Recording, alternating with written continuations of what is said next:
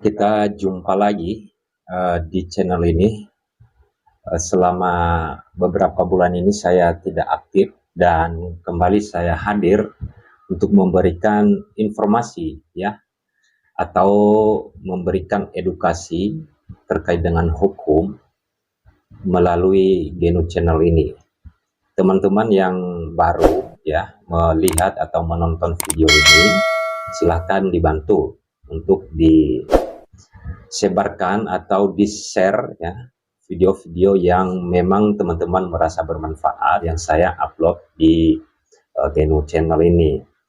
Nah, pada konten ini saya akan memberikan informasi penting dan ini informasi sangat mendasar ya terkait dengan kasus yang lagi rame pada saat ini, yaitu kasus almarhum Vina dan Eki.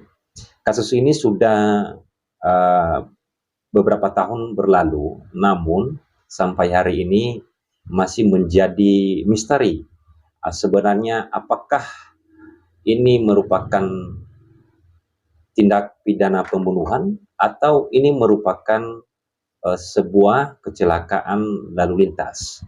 Nah, banyak hal yang kita lihat atau baca di media sosial, tapi belum terang jelas dengan informasi-informasi yang kita dapatkan tersebut. Sekalipun sebagian kita mendapatkan fakta-fakta yang memang meyakinkan kita bahwa kejadian-kejadian tersebut yang mungkin teman-teman atau Bapak Ibu menyimpulkan ini adalah merupakan, ada yang menyimpulkan ini mengatakan bahwa ini adalah benar pembunuhan, dan ini merupakan, dan ada sebagian juga mengatakan bahwa ini adalah kecelakaan. Nah, teman-teman, ini berdasarkan informasi yang saya dapatkan dan data yang saya dapatkan. Ini bukan hal yang saya karang sendiri, tetapi ini informasi dan data yang saya dapatkan, bukan yang saya karang ya. Kenapa kemudian saya untuk mencari tahu informasi dan data ini? Karena selama ini sebenarnya saya cuek melihat berita-berita yang biasa setiap ada kasus yang mencuri perhatian netizen atau masyarakat, kemudian rame, dan kemudian ada beberapa yang berusaha mencari informasi tersebut dan ada beberapa juga yang udah cukup untuk menonton saja. Tetapi di sini saya hanya penasaran saja, kenapa sih sebenarnya dalam kasus ini banyak hal-hal yang di mana berbagai pihak mengatakan ada kejanggalan dalam kasus ini ya. Karena dalam channel ini saya baru membahas terkait kasus ini, maka sebelumnya saya mengucapkan turut berduka cita atas meninggalnya ya Eki dan Vina. Nah, teman-teman, saya ada beberapa berkas di sini ya, ada beberapa berkas di mana saya dapatkan ini adalah bukan saya curi, tetapi saya dapat izin ya, saya dapat izin untuk mendapatkan informasi dan data ini. Nah, terkait apa ya data yang saya dapatkan dan yang saya mau bahas di sini adalah terkait dengan visum ya, visum et repertum yang awal ketika almarhum Vina dan Eki itu di tanggal 27 Agustus 2016. Karena ada beberapa yang saya lihat di media sosial membahas terkait dengan visum et repertum hasil otopsi yang dilakukan penggalian itu di tanggal 6 September 2016 berdasarkan permintaan dari pihak kepolisian pada tanggal 2 September 2016. Nah, pertama yang perlu kita tahu teman-teman, secara umum kita mengetahui sebenarnya bahwa meninggalnya kejadian peristiwa yang terjadi dengan Vina dan Eki itu adalah terjadi 27 Agustus 2016. Kemudian di tanggal 27 Agustus 2016 itu almarhum Vina dan Eki ini dibawa ke rumah sakit ya, RSUD Gunung Jati ya, RSUD Gunung Jati di Kota Cirebon ya. Itu yang pertama. Yang kedua, Di saat sampai di sana, ya, berdasarkan data yang saya dapatkan ini, bahwa posisinya atau kondisinya si Eki, almarhum Eki itu sudah meninggal atau sudah tidak bernyawa lagi, dan kemudian si Vina itu masih belum meninggal, ya, masih belum meninggal, sehingga pihak RSUD melakukan pemeriksaan atau sempat dilakukan perawatan, ya, dilakukan perawatan, sehingga kemudian dinyatakan meninggal itu, ya, dinyatakan meninggal si Vina adalah pukul 00.45 WIB, ya, tanggal 28 Agustus 2016. Jadi sekitar beberapa jam kemudian setelah dilakukan perawatan namun tidak bisa terselamatkan, sehingga kemudian Vina itu meninggal dunia. Nah, ini kita mulai dari sini, ya, kita mulai dari sini teman-teman. Di sana kemudian, ya, di RSUD itu, ya, di RSUD Gunung Jati itu kan dilakukan pemeriksaan, ya. Ada dua dokter yang melakukan pemeriksaan. Yang pertama terhadap jenazah, ya, terhadap jenazahnya, karena posisinya kan Seki itu sudah meninggal pas nyampe di rumah sakit, ya. Kemudian yang melakukan pemeriksaan terhadap jenazahnya si Eki atau Muhammad Rizky itu adalah Dr. Rahmat Tiaranita, ya, Tiaranita. Kemudian keluarlah visumnya, ya, keluarlah visumnya. Visumnya itu mohon maaf, dilakukan pemeriksaannya itu, ya, dilakukan 28 Agustus 2016 sekira jam 3, ya, jam 3 WIB. Ya, langsung berartinya sudah kemudian sudah meninggal, ya, sudah meninggal, kemudian dia lakukan pemeriksaan. Nah, itu kemudian keluarlah hasil visum ini, ya. Di dalam hasil visum ini kemudian tidak ada satupun yang mengatakan bahwa, atau tidak ada kesimpulan yang mengatakan bahwa ini ada ciri-ciri merupakan kejadian meninggalnya, ya, akibat meninggalnya si Eki ini adalah adanya pembunuhan, ya, nggak ada pembunuhan. Karena kenapa bisa saya menyampaikan hal ini? Karena ternyata di dalam pemeriksaan si dokter, ya, dokter Rahmat Tiaranita ini, dia mengatakan bahwa pada saat melakukan pemeriksaan itu, ya, dia terhadap mayat, ya, terhadap mayat si almarhum Eki itu pada tubuhnya tidak ditemukan luka akibat tusukan, ya, benda tajam, dan hanya luka terbuka di bagian dahi dan punggung tangan kanan, dan akibat dari apanya saya tidak ketahui. Nah, ini dokter yang memeriksa ini, ya, yang dokter memeriksa. Kemudian beliau itu menjelaskan di dalam BAP-nya itu bahwa dia menyebutkan bahwa kematian saudara Muhammad Rizky Rudiana akibat kecelakaan lalu lintas berdasarkan keterangan saksi polisi yang mengantar mayat tersebut ke rumah sakit bahwa korban kecelakaan tunggal. Nah, visum ini diambil tanggal permintaannya di saat kejadiannya, dulu di tanggal 27 Agustus 2016. Kemudian si dokter Rahma ini melakukan pemeriksaan itu di tanggal 28,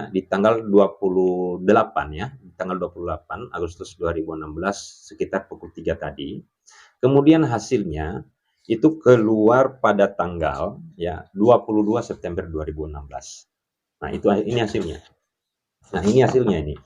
Dan di sini kemudian di dalam kesimpulannya mengatakan bahwa dari hasil pemeriksaan ditemukan tanda-tanda trauma tumpul berupa luka terbuka pada dahi dan punggung tangan kanan, luka lecet pada dahi, pangkal hidung, kelopak atas mata kanan, dagu, leher, dada kanan, lengan bawah kanan, punggung tangan kanan, lengan atas kiri, pergelangan tangan kiri, dan punggung tangan kiri, luka memar pada pipi kiri, patah tulang rahang atas, tulang rahang bawah, tulang lengan atas kanan, tulang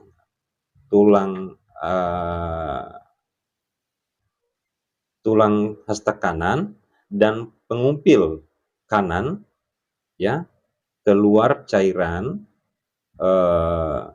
berdarah merah dari kedua lubang hidung dan lubang telinga.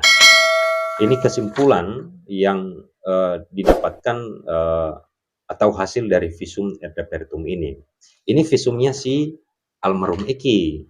Dan kemudian setelah adanya laporan dari Rudiana di tanggal 31 Agustus 2016 itu, kemudian si dokter yang memeriksa jenazahnya si almarhum Eki itu, yaitu Rahmati Ranita itu, dilakukan pemeriksaan di berarti tanggal 31 Agustus, sekitar 1 bulan, 2 bulan kurang lebih, di 17 bulan Oktober 2016 itu dilakukan pemeriksaan terhadap dokter, dan dia mengatakan tadi seperti yang saya sampaikan bahwa berdasarkan informasi yang dia dapatkan ya dari polisi yang mengantarkan jenazah tersebut, bahwa jenazah yang dia periksa tersebut adalah adanya kecelakaan tunggal.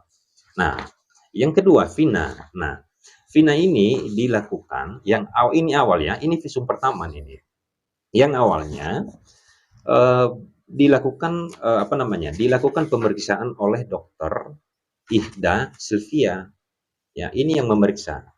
Dia mengatakan bahwa di sana, pada sampai di sana itu, si Vina ini kan sempat ditangani, artinya belum meninggal di tanggal 27 Agustus itu. Kemudian meninggalnya itu tadi yang saya sampaikan bahwa di tanggal 28 Agustus tepatnya ya pukul 00.45 WIB ya. Itu baru meninggal. Jadi setelah sampai kemudian sempat dirawat namun tidak terselamatkan, sehingga kemudian di jam 00 ya 45 ya WIB pada tanggal 28 Agustus 2016 itu, maka almarhum Vina itu meninggal dunia. Nah, kemudian ini adalah visum ya. Ini adalah visum dari almarhum Vina. Nah, ada kesimpulan di sini dari dari pemeriksaan si Vina. Di sini disampaikan bahwa dari hasil pemeriksaan ditemukan tanda-tanda trauma tumpul berupa luka terbuka pada pelipis kanan dan tungkal bawah kanan, luka memar pada kepala bagian kiri dan dagu, patah tulang kering kanan, serta pendarahan aktif pada kedua lubang hidung, kedua lubang telinga dan mulut. Nah, kemudian dokter yang melakukan pemeriksaan ini ya, setelah adanya laporan dari Rudiana tersebut, kemudian dilakukan pemeriksaan juga setelah di hari yang sama berbarengan harinya dengan Dokter Rohman tadi itu, Dokter Ida Sylvia juga dilakukan pemeriksaan ya di Polda Jawa Barat, dan beliau ya mengatakan ya di dalam BAP-nya itu bahwa saya menerima korban yang diduga kecelakaan tunggal, yaitu pada hari Sabtu tanggal 27 Agustus 2016 sekira jam 23.15 WIB. Nah, di sini jelas ya dia mengatakan. Kemudian beliau juga mengatakan waktu itu yang menyerahkan korban laki-laki dan korban perempuan adalah pihak dari kepolisian. Dan berdasarkan dari pihak kepolisian menjelaskan bahwa kedua korban ini adalah korban kecelakaan tunggal dengan identitas yang belum diketahui. Nah, kita dapat menyimpulkan atau saya dapat menyimpulkan bahwa dari kedua visum ini, yang visum awal ini, yaitu visum Vina itu diambil tanggal 17 Oktober 2016, dan kemudian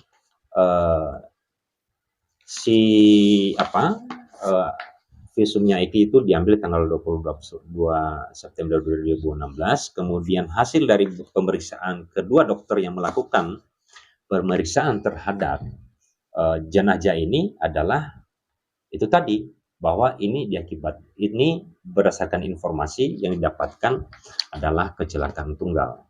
Itu yang pertama. Yang kedua, yang aneh di dalam visum ini, visum diminta itu berdasarkan permintaan dari pihak kepolisian. Nah, kalau kita lihat di dalam visumnya almarhum Vina ini berdasarkan permintaan dari Reskrim ya. Reskrim tertanggal 27 Agustus 2016 ya. Ini visumnya almarhum Vina. Tetapi kalau almarhumnya Eki ini bukan dari Reskrim.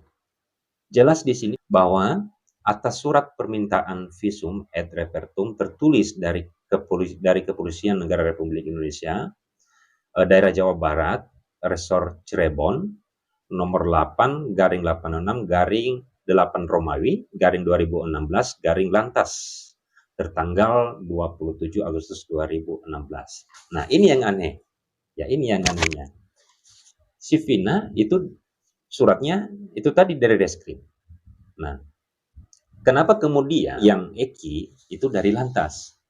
Nah, ini jadi pertanyaan ya. Ini yang perlu dijelaskan oleh pihak dari kepolisian juga ini perlu jelaskan, dan juga ini perlu dilakukan konfrontir juga terhadap visum ini, karena selama ini yang dibahas itu visum yang kedua.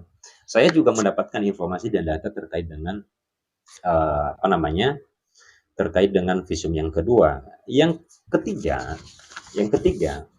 terhadap visum ini visum yang awal dan berita acara kedua dokter yang memeriksa kedua jenazah tersebut tidak dimasukkan di dalam dakwaan. Nah, tidak masuk di dalam dakwaan ya. Oke, sampai di sini untuk visum ini ya. Yang satu lagi yang perlu saya tambahkan dalam visum ini. Di mana visum tadi itu pemeriksaannya dilakukan hampir bersamaan ya. Kalau Eki dimintanya tanggal 28, kemudian 28 Agustus 2016, kemudian dikeluarkan 22 September 2016 ya. Kemudian kalau Vina itu dilakukan permintaannya 27 Agustus 2016, tetapi baru keluar hampir 2 bulan ya. Kemudian baru keluar itu 17 Oktober 2016. Nah, ini yang perlu ini informasi yang perlu diketahui ya, yang informasi penting dalam kasus ini yang perlu diketahui. Kemudian ya, kalau kita geser ya pada setelah, kalau kita hitung nih ya, kejadiannya tanggal 27 Agustus. Kemudian dilakukan pemeriksaan di 28 Agustus itu, baik terhadap jenazahnya Eki dan juga terhadap jenazahnya si almarhum Vina setelah meninggal. Kemudian pada tanggal 31 Agustus itu kan dibuat laporan oleh Pak Rudiana ya, dibuat laporan di sana. Kemudian dilakukan visum atau diotopsi lah ya, dilakukan otopsi terhadap, kan sudah dimakamkan kedua jenazah tersebut. Kemudian dilakukan, setelah ada laporan tersebut dilakukan otopsi ya, kapan dilakukan otopsinya ya kan? Ada permintaan dari pihak kepolisian. Ini kalau ini masih masih nggak ada perbedaan. Ini langsung dari Satuan Reskrim ya. Kalau tadi beda ya kan, ada dari Reskrim 1, ada dari Lantas 1 ya. Kalau hasil untuk otopsi, permintaannya itu dilakukan di tanggal 2 September 2016. Dimintakan setelah ada laporan untuk dilakukan otopsi. Kemudian dilakukanlah pemeriksaan ya terhadap jenazah yang sudah dibongkar, kemudian dilakukan pemeriksaan pada tanggal 6 September 2016. Ya, artinya otopsinya di tanggal 6 September 2016. Nah, kalau kita hitung, tadi setelah dilakukan pemeriksaan almarhum Eki dan almarhum Vina di tanggal 28 Agustus dong, ya kan? Di tanggal 28 Agustus. Kemudian dilakukan lagi pembukaran tanggal 6 September 2016. Kalau kita hitung harinya itu 9 hari kurang lebih, ya. Kurang lebih 9 hari baru dilakukan pembongkaran. Ya, baru dilakukan pembongkaran. Siapa yang melakukan? Ya, siapa dokter yang melakukan pemeriksaan terhadap kedua jenazah yang sudah dibongkar tersebut? Ini dilakukan oleh dokter Andi Nurrohman yang merupakan juga dokter yang ada di RSUD Gunung Jati di Cirebon yang sudah bermitra dengan Rumah Sakit Bayangkara, ya, Rumah Sakit Bayangkara Indramayu. Nah, dia yang melakukan ya pemeriksaan, dia melakukan pemeriksaan di tanggal 6 September tersebut. Nah, di dalam pemeriksaan beliau berbedalah hasilnya dengan hasil pemeriksaan sebelumnya. Tetapi yang perlu kita ketahui di sini bahwa Pak Dokter ini, Pak Dokter Andi Nurrohman, ya, dia juga menandatangani, ya, dia menandatangani hasil visum, ya, hasil visum di tanggal, ya, di tanggal hasil visum pertama maksud saya yang dilakukan oleh Dokter Ida Sylvia. Dia sebagai konsultan mediko legal, dia sebelumnya itu sudah artinya mengetahui hasil visum ini, hasil visum awal. Dan kemudian dia juga yang kemudian diminta untuk melakukan ya pemeriksaan terhadap kedua jenazah setelah dilakukan pembongkaran kan, dilakukan pembongkaran. Nah, dari hasil pemeriksaan ya kan beliau ini kan diperiksa ya setelah adanya laporan. Nah, tiga dokter ini tadi yang saya sebutkan adalah pertama adalah dokter dokter Andi Nurrohman, kemudian dokter Ida Silva, dokter Rahma Tiaranita.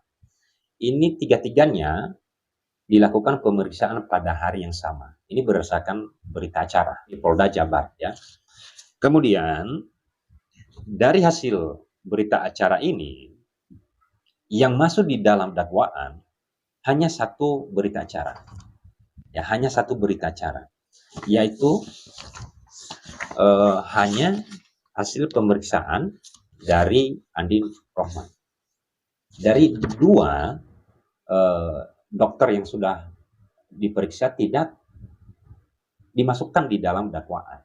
Ini jadi pertanyaan, kenapa nggak dimasukkan? Nah, sementara berkas baik itu visum pertama, visum kedua, BAP kedua, ketiga dokter ini dimasuki di dalam berkas, ya, di dalam berkas perkara dalam kasus Vina dan Eki ini. Nah, ini yang aneh, ya, yang aneh. Kenapa kemudian yang hanya dipertimbangkan itu, yang dijadikan pedoman itu, hanya visum yang kedua? Ya, kenapa hanya visum yang kedua?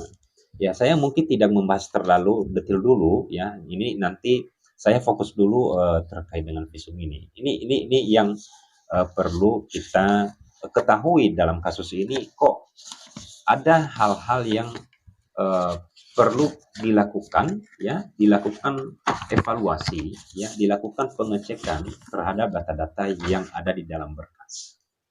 Karena selama ini banyak yang kemudian pro kontra ya, baik di lingkungan pakar hukum, di lingkungan orang hukum, di lingkungan masyarakat ataupun netizen. Saya bergeser sedikit ke keterangannya dokter yang melakukan otopsi setelah dilakukan pembongkaran terhadap jenazah kedua almarhum pada tanggal 6 September 2016, yaitu Dr. Andi Nurrohman. Nah, di dalam berita acara beliau ini, ya, jelas-jelas dia mengatakan, ya, menyampaikan keterangannya, ada pemeriksaan luar, ya, hasil otopsinya, kemudian ada keterangan pemeriksaan luar dan ada hasil pemeriksaan dalam. Tetapi yang menjadi pertanyaan di sini, beliau ini akan memberikan kesimpulan, ya. Dia mengabaikan di dalam ini visum kedua, ini kan yang rame. Ini yang dijadikan pedoman kan, yang kemudian eh, dikatakan bahwa ini kasus pembunuhan, ya kan? Nah, beliau itu mengatakan ini kan ada beberapa pertanyaan, ya, kepada beliau. Ini tidak masuk, ya, di dalam visum ini. Ini tidak masuk di dalam visumnya. Tetapi beliau itu memberikan kesimpulan, memberikan keterangan, ya, setelah diotopsi, kemudian hasil dari visum ad repertum dari otopsi tersebut, dia menyampaikan di sini hasil pemeriksaan luar, hasil pemeriksaan dalamnya, dia sampaikan.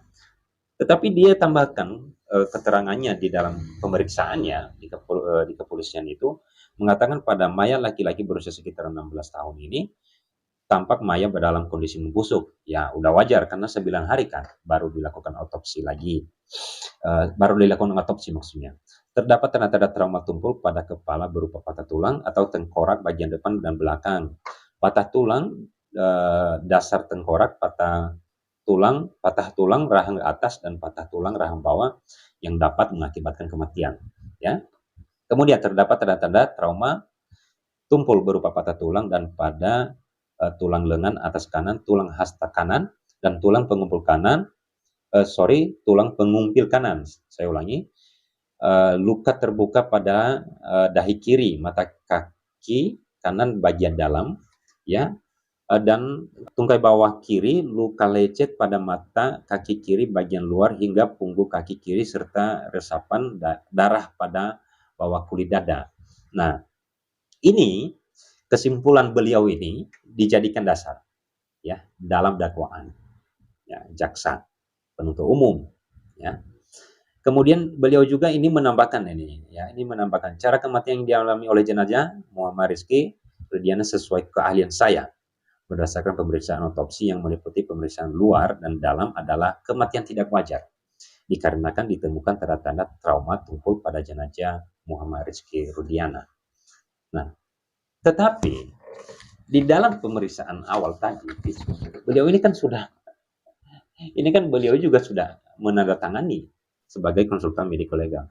Dan jelas-jelas berdasarkan hasil visum pemeriksaan ini, kemudian dokter Ida Sylvia, ya, mengatakan bahwa jenazah itu diakibatkan berdasarkan informasi dari kepolisian yang mengatakan jenazah tersebut adalah kecelakaan tunggal.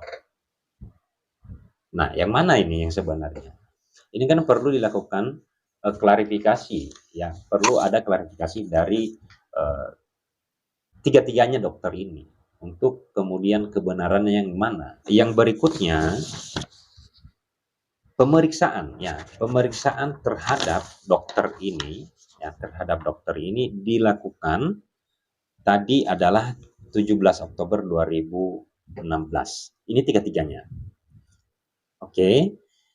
Kalau kita lihat beberapa hari ini ada saksi yang di kepolisian yang kemudian mengatakan bahwa mendapatkan tekanan, ya, untuk memberikan keterangan. Yang saya mau sampaikan di sini pertama adalah setelah dikubur, ya, setelah dikubur itu berarti dimakamkan itu 28 Agustus ya 2016. Di tanggal 31 Agustus 2016 dibuatlah laporan oleh Pak Rudiana di Polres Cirebon, kan begitu. Kemudian dilakukanlah, ya kan? Kemudian dilakukanlah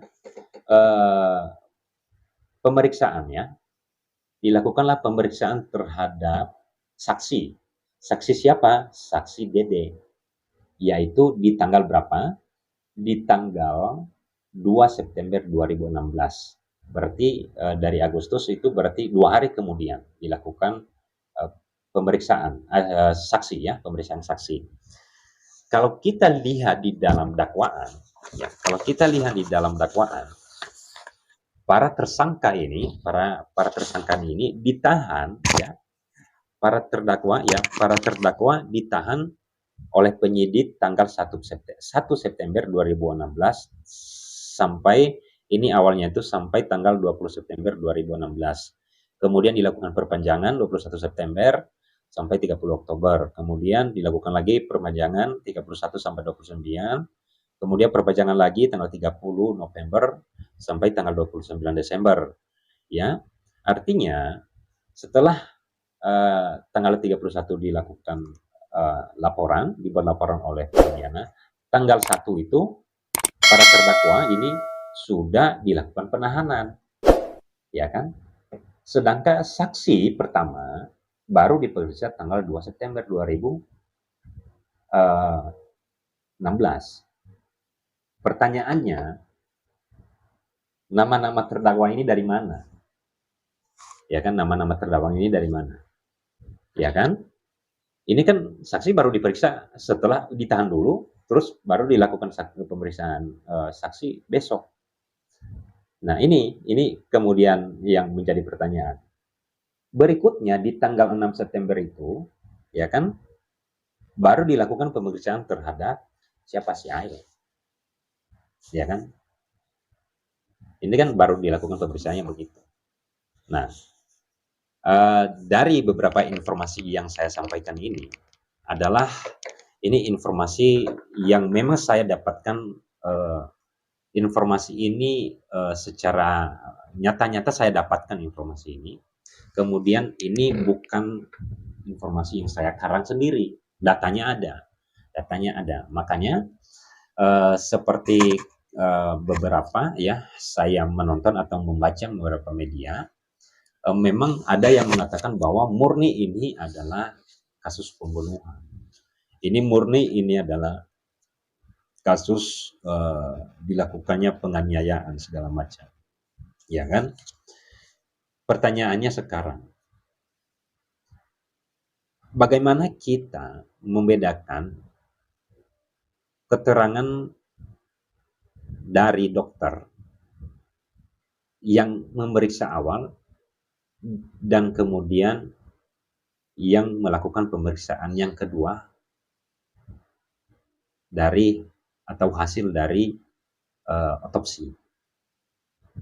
Sedangkan yang melakukan pemeriksaan atau otopsi kemudian hasil visumnya adalah dokter tersebut juga mengetahui adanya ya pemeriksaan awal. Dan di dalam BAP, dokter yang melakukan pemeriksaan awal, kedua jenazah tersebut mengatakan bahwa kecelakaan tunggal. Itu yang pertama. Yang kedua, kalau kemudian adanya para terdakwa ini dilakukan penangkapan, kenapa kemudian mereka dilakukan penangkapan terlebih dahulu, baru dilakukan pemeriksaan saksi yang melihat itu, yang seakan-akan melihat. Nah, ini apa yang terjadi? Apakah ini kita benar-benar melakukan penegakan hukum secara benar atau kita ini malah membuat suatu hal yang membingungkan diri kita sendiri, membingungkan orang lain, masyarakat terutama dalam proses-proses dalam laporan atau dalam setiap peristiwa tindak pidana yang terjadi. Mungkin Bapak Ibu atau teman-teman semua bisa menyimpulkan hal ini. Ya, boleh menyimpulkan tidak apa-apa. Menyimpulkan dengan pendapat sendiri karena kita boleh berpendapat. Tidak ada pelanggaran hukumnya kita berpendapat. Tidak masalah. Tetapi ini juga merupakan hal yang perlu kita perhatikan ya. Kita perlu perhatikan apakah ini terus-terus kita mempertahankan pendapat kita yang kemudian yang memang ini bukan faktanya. Mungkin ya untuk konten kali ini, untuk video kali ini saya membahas ya eh, sedikit informasi atau data-data yang sudah saya dapatkan ini. Lebih lanjut, setelah saya mendapatkan informasi baru dalam kasus ini, setelah saya mendapatkan data lain setelah uh, dalam kasus ini, setelah video ini nanti saya akan menyampaikan lagi di dalam video berikutnya. Tujuannya apa? Saya tidak mau ikut campur terhadap kasus ini. Saya tidak berpihak ke siapapun. Tetapi saya ingin mengetahui kebenaran, fakta sebenarnya yang terjadi dalam kasus ini. Kenapa saya sebagai penegak hukum juga, yang merupakan penegak hukum independen, ikut prihatin, ikut mengamati perjalanan kasus Vina dan kasus almarhum Vina dan kasus almarhum Eki ini. Ya semoga dalam waktu dekat ini akan clear, terungkap kebenarannya. Mari kita berjuang bersama-sama ya. Apapun informasi yang kita dapatkan, sepanjang kita bisa mempertanggungjawabkan informasi data yang kita dapatkan, jangan takut untuk menyampaikannya. Karena kenapa? Kita tidak mau memang hal ini terjadi lagi ke depannya. Itu menjadi pengalaman buat kita agar kedepannya tidak terulang ya.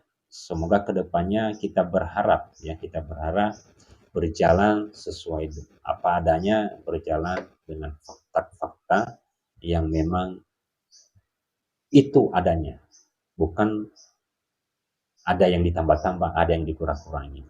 Ya, begitu teman-teman. Semoga bermanfaat dan semoga bisa kita bertemu kembali nanti pada video-video